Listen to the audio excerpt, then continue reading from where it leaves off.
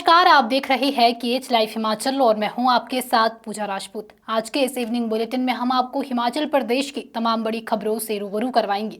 आइए पहले नजर डालते हैं आज की हेडलाइंस पर।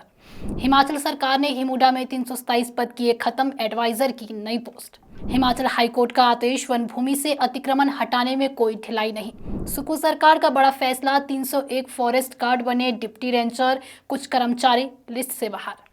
शिमला में एचआरटीसी पेंशनरों ने सरकार के खिलाफ किया प्रदर्शन। हिमाचल में इंस्पायर स्कॉलरशिप लिस्ट जारी, 465 प्लस नंबर वाले छात्रों को मिलेगा सालाना 80,000 रुपए। ग्रामीण इलाकों में सामान बेचने वाले लोगों के बनेंगे स्ट्रीट वेंडिंग लाइसेंस, नियम लागू।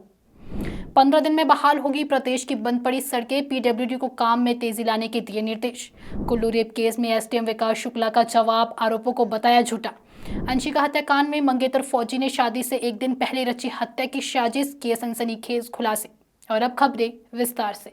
हिमाचल प्रदेश सरकार ने हिमाचल आवास एवं नगरीय विकास प्राधिकरण यानी हिमुडा में बड़े बदलाव किए हैं। कुल 633 पदों में से 327 पद समाप्त कर दिए गए हैं। छोटे कर्मचारियों के पद खत्म कर उच्च अधिकारियों के लिए एडवाइजर की नई पोस्ट बनाई गई है। साथ ही नाहन डिवीजन को बंद कर बिलासपुर के घुमारवी में नया डिवीजन खोला गया है। कर्मचारियों में इस फैसले से रोष है और प्रमोशन चैनल प्रभावित होने की चिंता बढ़ गई है। हिमुडा मुख्य रूप से आवासीय कॉलोनियों और शहरी बुनियादी ढांचे का निर्माण करता है। ये बदलाव कर्मचारियों और सरकारी नौकरी की तैयारी कर रहे बेरोजगारों के लिए बड़ा झटका माना जा रहा है।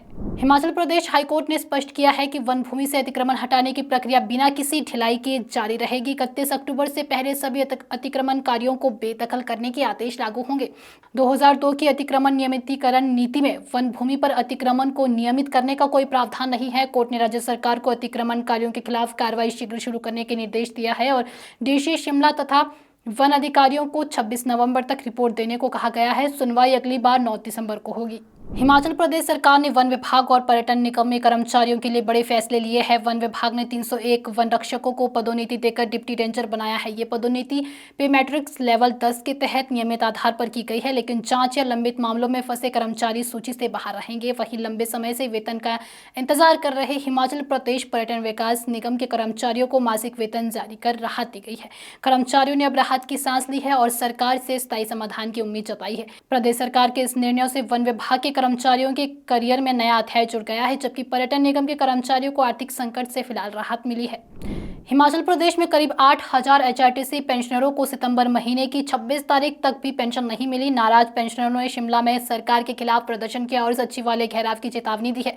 पेंशनर आरोप लगा रहे हैं कि पिछले लगभग 1 साल से उन्हें समय पर पेंशन नहीं मिल रही। 2 सालों से मेडिकल बिलों का भुगतान लंबित है और एरियर व डीए का भुगतान भी नहीं हुआ है। हिमाचल पथ परिवहन पेंशनर कल्याण संघ ने चेतावनी दी है कि अगर जल्द पेंशन जारी नहीं हुई और आगे की तारीख तय नहीं की गई तो आंदोलन और तेज होगा और सचिवालय का घेराव भी किया जाएगा। हिमाचल प्रदेश स्कूल शिक्षा बोर्ड ने 12वीं विज्ञान संकाय के मेधावी छात्रों के लिए भारत सरकार के इंस्पायर स्कॉलरशिप की पात्रता सूची जारी कर दी है। इस स्कॉलरशिप के तहत छात्रों को उच्च शिक्षा के लिए सालाना 80,000 रुपए मिलेंगे। पात्रता के लिए छात्रों ने मार्च 2025 की परीक्षा में 465 या उससे अधिक अंक हासिल किए होने चाहिए।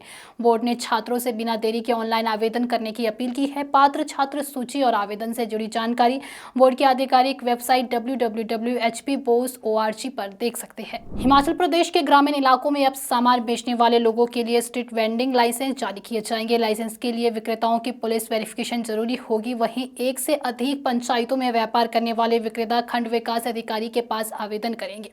लाइसेंस फोटो और काम के ब्यौरे के साथ 1 वर्ष के लिए वैध होगा। फुटपाथ पर बिक्री की अनुमति नहीं होगी और प्रत्येक विक्रेता को न्यूनतम 4 फीट चौड़े स्थान पर दुकान लगाने की अनुमति मिलेगी। पंचायत अपने क्षेत्र के विक्रय स्थल घोषित करेगी और विक्रेताओं से निर्धारित शुल्क वसूला जाएगा।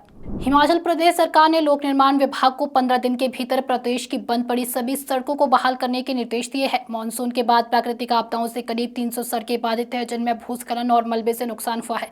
चंबा, सिरमौर, लाहौल स्पीति, कुल्लू, शिमला और मंडी में सड़कें सबसे अधिक प्रभावित हैं। वहीं सरकार ने निर्माण कार्यों में गुणवत्ता बनाए रखने, इंजीनियरों की जवाबदेही तय करने और मलबे को डंप साइट पर ही डालने के निर्देश दिए हैं। आवश्यक होने पर कोताही करने वाले ठेकेदार और इंजीनियरों के खिलाफ कार्रवाई होगी। हिमाचल प्रदेश के कुल्लू में रेप आरोपों में फंसे एसडीएम विकास शुक्ला ने आरोपों को पूरी तरह से झूठा बताया है। शुक्ला का कहना है कि महिला ने उन्हें रोजाना फोन किया और जब बात नहीं बनी तो झूठे आरोप लगाए। पीड़िता ने आरोप लगाया था कि शुक्ला ने शादी का झांसा देकर जबरदस्ती संबंध बनाए और जान से मारने की धमकी भी दी। महिला ने पुलिस में शिकायत दी थी, लेकिन उचित कार्रवाई नहीं हुई। अब हाईकोर्ट ने कुल्लू पुलिस और विकास शुक्ला से जवाब तलब किया है। मुख्य सचिव ने दोबारा जांच के आदेश दिए हैं और मामले की गंभीरता बढ़ गई है। हिमाचल प्रदेश के ऊना जिले में 24 वर्षीय अंशिका की हत्या के मुख्य आरोपी प्रवेश कुमार ने अपना गुनाह कबूल कर लिया है। पुलिस पूछताछ में उसने बताया कि शादी के दबाव से बचने के लिए उसने पहले ही अंशिका को रास्ते से हटाने की साजिश रची थी। 23 सितंबर की रात प्रवेश ने अंशिका को बुलाकर हत्या की। दूसरे आरोपी संजीव कुमार की भूमिका अब भी संदिग्ध है। बताया जा रहा है कि संजीव प्रवेश को छोड़ने के लिए जम्मू तक साथ गया था। पुलिस आरोपियों से पूछताछ जारी रखे हुए है और हत्या में प्रयुक्त हथियार को जल्द बरामद करने की कोशिश कर रही है। तो ये थी प्रदेश की कुछ तमाम बड़ी खबरें। अगर आपको हमारा बुलेटिन पसंद आया हो तो हमारे बुलेटिन को लाइक, कमेंट, शेयर और हमारे Facebook page KH live Himachal को फॉलो अवश्य करें। साथ ही अगर आप हमारे इस बुलेटिन को यूट्यूब चैनल के माध्यम से देख रहे हैं तो हमारे यूट्यूब चैनल को भी सब्सक्राइब जरूर करें। धन्यवाद।